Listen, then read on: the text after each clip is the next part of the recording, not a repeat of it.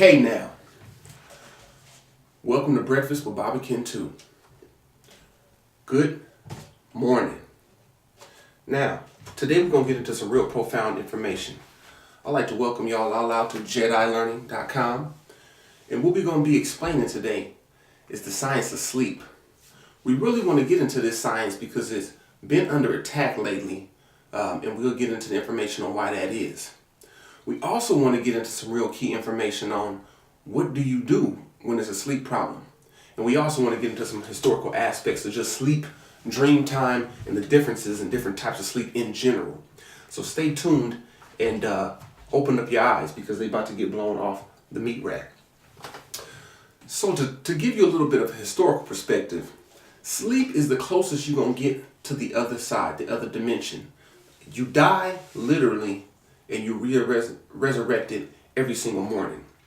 And this is why the ancient Kemites had the story about the sun getting swallowed up, going into the underworld, and being reborn every single day. That was also a form of what's going on inside of your body, because all these ancient texts is really talking about what's going on, processes either in your psychology or in your physiology. So the most ancient form of sleep dealing or sleep and dream work, we're going to have to go into the temples of ancient Kemet, where we did a lot of research into dream time. You had some sleep temples all the way going back to Serapis. And I know a lot of you are familiar with Serapis because that's the form of Serapis, later on Serapis Christos, who eventually becomes your form of your Jesus the Christ. But before that, Serapis was a sleep deity, very, very similar to Morpheus in the Greek mythology. So you would have these temples where people would travel for miles around just so they can come back and go into these temples and have the temple priest pray for them and send them to a certain ritual that would then allow them to go into the sleep world. Later on, as people found out how to really tweak the dream sequence, in Deir el Medina, in ancient Kemet, you'll find this papyrus dated back to about 2000 before the Common Era, in which they tell you how to contact certain Necharu or deities so they can bring you particular messages in your sleep. Therefore, you could actually contact the gods and the ancestors starting back with that particular papyri. Nowadays, you get that same science in West African sciences such as the Vodun and Yoruba and those particular spiritual mechanics. Now, as we go a little bit forward, you also see different dream work with the Aboriginals. Now, we're talking about the Aboriginals coming from Australia, where they deal with a whole thing called dream time. And in dream time, you can really go into an ancestral realm and then go into what's called a dream incubation and do a lot of dream work. And that's where you can go ahead and do healing processes based on what's happening in a dream. Now, in order to get to the dream realm, you got to go into a form of sleep. Now, all sleep ain't the same, but I will tell you this. Sleep is based on a continuum. And in the continuum, it's really hard to say one end is different than the other end. It's really one big gigantic continuation. But you have vibrations from the waking state, where my brain is literally vibrating at a particular rate. That's keeping me awake and alert. Later on, my vibrations will start to slow down, and each of those levels is a different realm of sleep. Now, in an early part of your sleep, that's from about 9 to 11 o'clock, that's where all the healing take place. So if you go to sleep between 9 and 10, that's when you go into your what's called non-REM or deep sleep. That's the healing. That's the physical healing process that you go through when you go to sleep. In order to get into that realm, you have to be asleep a little bit earlier. Make yourself tired if you're not sleepy enough so you can get into that deep sleep that allows you to heal. That's why hospitals charge you so much when you go into them. It ain't that they're giving you no particular work or no medicine that's going to automatically heal you. They're giving you a hotel room or a hospital bed so you can do the most amazing form of work, which is actually called sleep. The sleep will allow you to heal yourself if you get enough of it. And later on, we'll talk about some problems that are dedicated to lack of sleep that everybody's suffering from, because right now we're in a day and age of the attack on sleep. Like I said, we'll get into that in a second. Now, since this is Breakfast with Bobby Ken 2, y'all pardon me while I go ahead and start on my breakfast. Now, you can go ahead and grab you something too. Don't worry about it.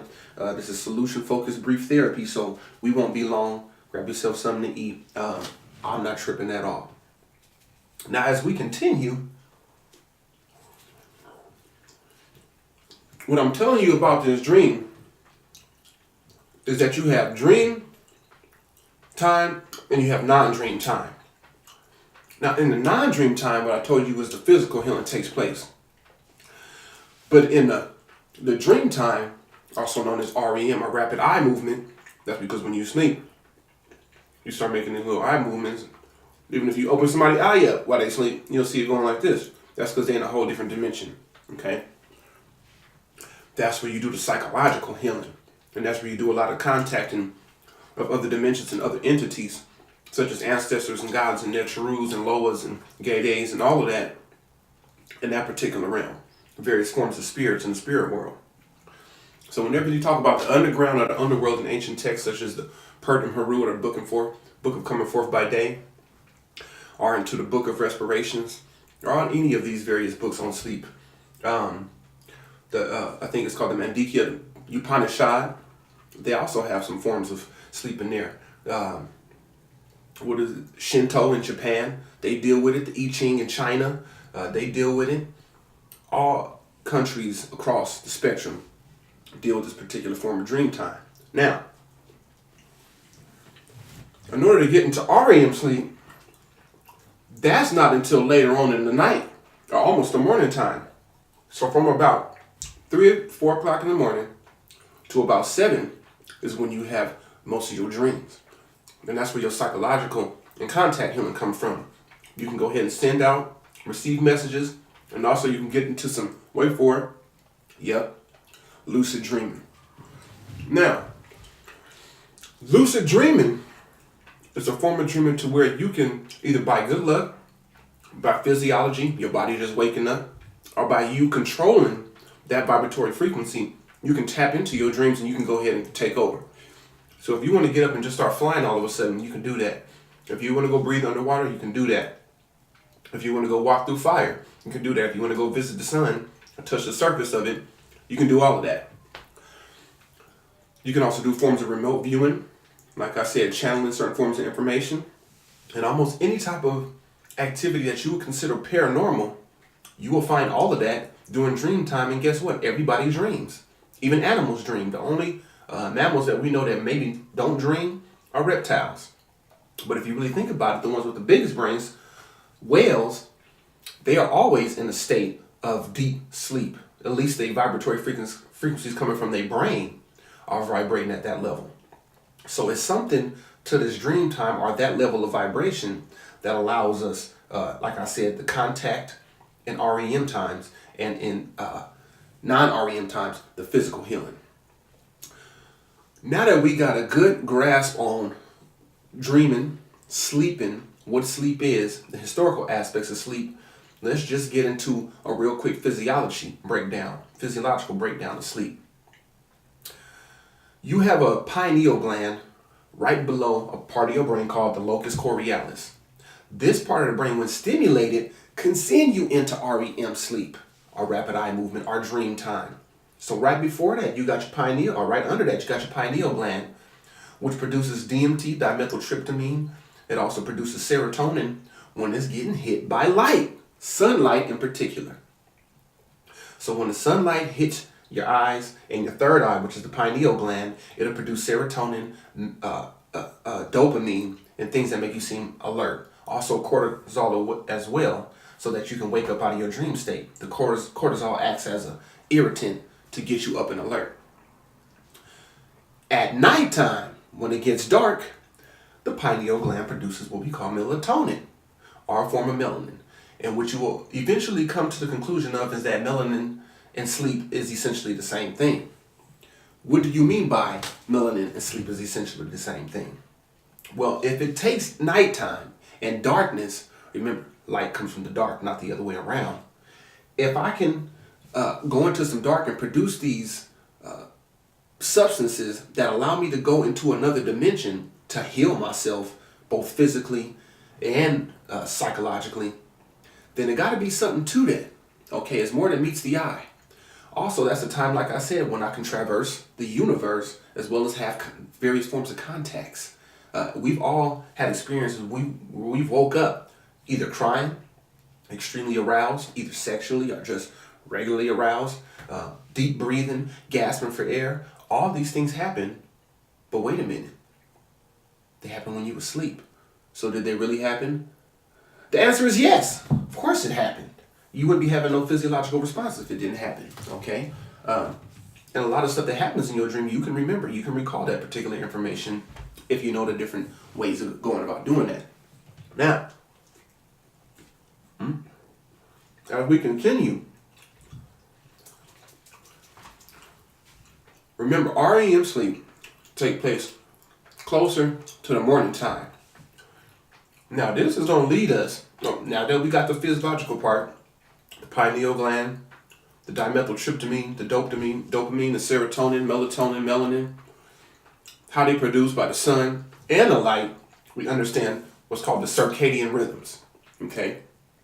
When you talk about rhythms, you're talking about black people, you're talking about melanin once again. So once again, everything is everything, and you have to understand how it all connects, okay? So, you got particular disorders that's associated with sleep. And the only way they can be healed was with the proper sleep techniques. Now, even in certain spiritual systems that aren't that mystic, such as Islam, even though the Sufis are one of the most mystic people on the planet, you have particular rituals that help you to get you to sleep. There is a particular prayer ritual in Islam that's usually say right before you go to sleep. Now, that's key because it starts a pattern of behavior and you start to set up the environment that lets your brain and your body know it's time to lay down and rest. That is one of the healing aspects and one of the techniques to get you some good rest. It's called good sleep hygiene. That means have a regular system before you go to bed that allows you to access stimuli in your environment that automatically clicks and makes you want to go to sleep. So let's just take that for an example. I say my night prayer, brush my teeth, I go into a dark room. That's already setting off triggers in my brain that says, uh-oh, we better start shutting down, okay? Shut down that serotonin, shut down that dopamine, shut down that cortisol, start producing that melatonin. You may not be all the way into a dark or deep sleep, but just the fact that you said your prayer, brushing your teeth, is allowing you to get into that extra realm. That's going to send you right into a melatonin production stage, a melanin production stage. So you can actually make yourself produce melanin with a Islamic prayer if you know the science behind that. Now, you have what's called nightmares, you have sleepwalking, you have other forms of problems like sleep apnea. You also have other forms of problems which don't occur that often, such as just hypermanic episodes. Those usually occur early on in life, and I'm going to tell you the difference between those. Now, if somebody wakes up early in the nighttime, are extremely drowsy, they'll do something, and then the next morning they don't remember it, that's because they woke up from non-REM sleep, okay? That was that deep sleep when you're almost dead, okay? Your heart rate slowed down, your breathing slowed down, and you're just doing the physical healing. If you awake somebody from that, or they automatically wake up, usually they screaming and hollering, wanting to fight, disoriented, and that becomes a problem for a lot of parents, okay? It can become a problem for a lot of people in general, but especially for parents, because they're taking care of children and they need to get up and do things that they need to do in the morning time. If you wake somebody up, or if they are woken up in REM sleep, that's usually, and that's dream time. REM is the dream time. That's usually when you get the nightmares, where it is not as physically exhausting as it is when you wake up in a non-REM time. So for example, you can remember what's happening around you. You can be consoled, unlike if you wake up out of deep sleep or non-REM sleep. If you wake up out of that deep sleep from a night terror, you probably not going to remember what's going on. And it's going to be hard for somebody to console you so that you can go back to sleep. Now, why does this happen? Why do we have terrible experiences when awakening from these particular forms of sleep? And the answer should be simple. because it's letting us know that we're not getting into the healing aspects of the dream state. So I'm not getting good sleep. So most people suffer from what you call sleep schedule onset syndrome. Okay, so that's environmentally induced, and that's basically saying you are not waking up or going to sleep at the natural hours that your body would naturally wake up and go to sleep at. And as a result of that, I'm going to give you a particular bad experience during one of these times that lets you know, guess what, you need more of that in order to remedy what's going on there. So, you having nightmares, one of the best things to do is just place it on extinction, which means don't let nobody out the room, let them cry themselves back to sleep. And we might be talking about some type of detachment issues and psychological problems because you let somebody cry it out. But if your main goal is to get somebody to go back into the deep sleep realm, something's got to be sacrificed, and that may be one of them. But you got to get them into the healing deep sleep realm and also that REM sleep so they can be psychologically and mentally balanced. And if you psychologically balanced and mentally balanced, that will make you spiritually balanced, and that's your trifecta. That's really your holy trinity right there. So, one of the things you can do with night terrors, and that's when people wake up and do sleepwalking. They won't remember what happened in the day. They might be in between dimensions where they'll get up. Like I said, this happened early in the night between like 9 and 10 o'clock, 9, 11 o'clock.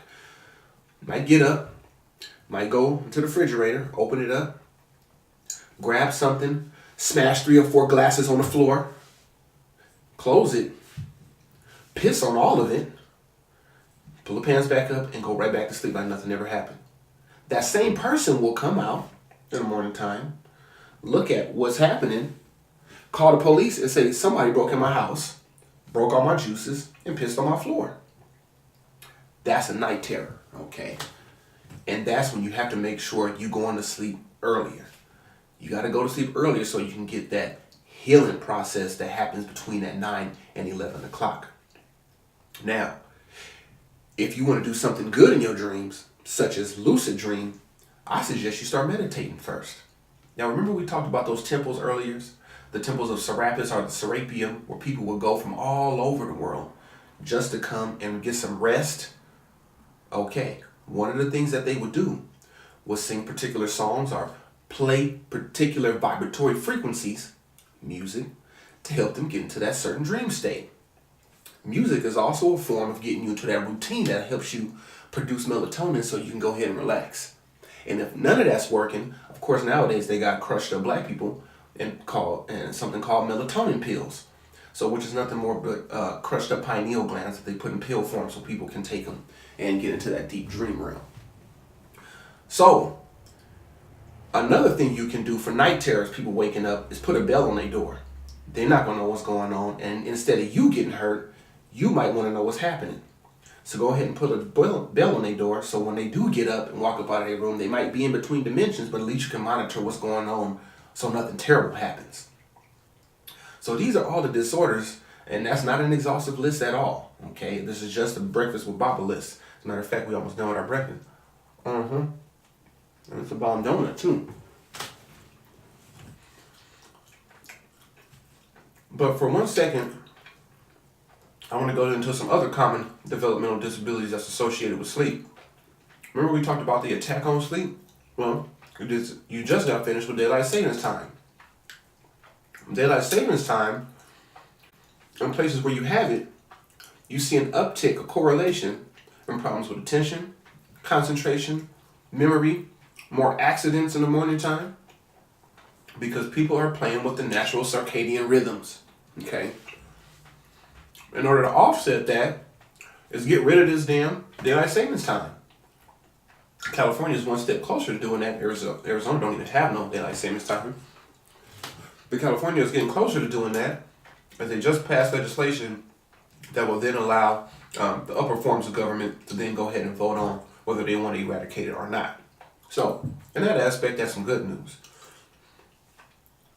But some common problems that can be associated with not being able to get your deepest form of sleep, like I said, is irritability, lack of attention, lack of the ability to concentrate, and all of those could look like major developmental disorders, from autism to ADHD to learning disabilities. If you can't remember, you can't focus, you don't have good verbal skills, you're not alert.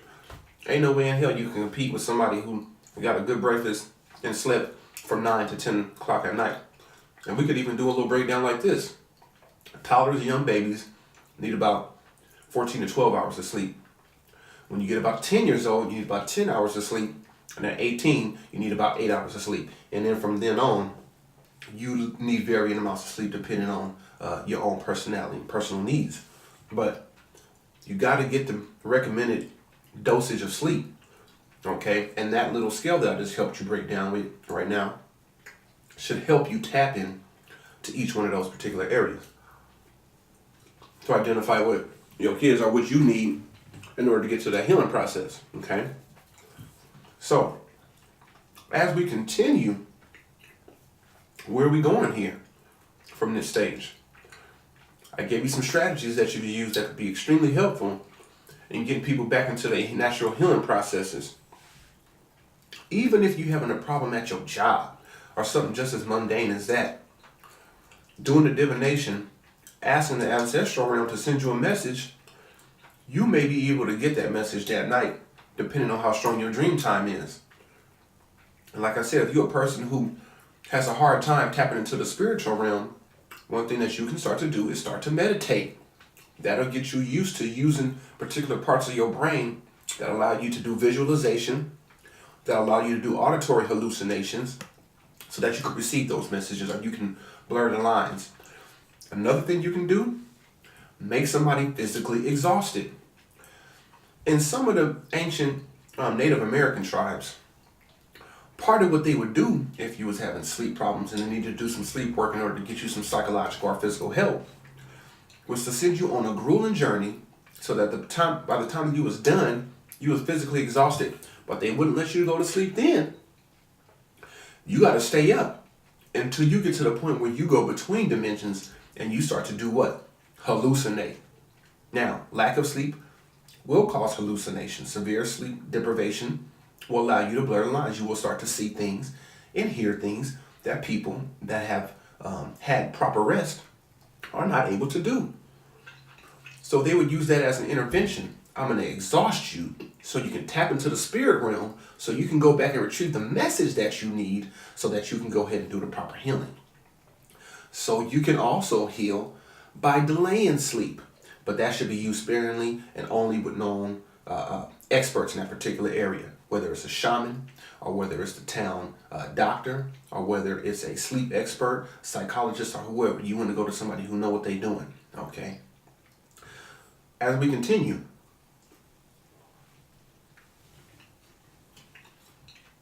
you might want to get some medical attention if you have sleep problems such as waking up gasping for air,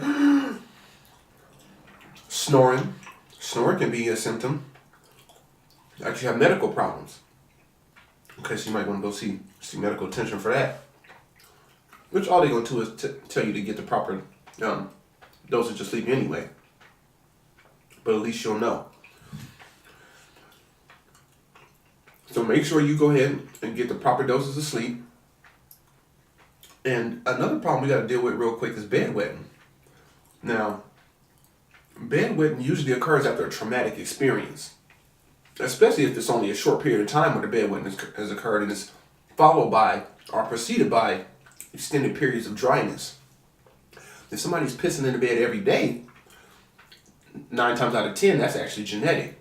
What you'll see is there is a hormone that actually slows down the production of urine during night. And developmentally, some children don't have that particular hormone, so they end up pissing in the bed. That child becomes a parent, that parent has offspring, that child then becomes more likely to piss in the bed as well. Now, that's genetic. That could be dealt with a particular drug. You want to consult a physician before you go do any type of drug work.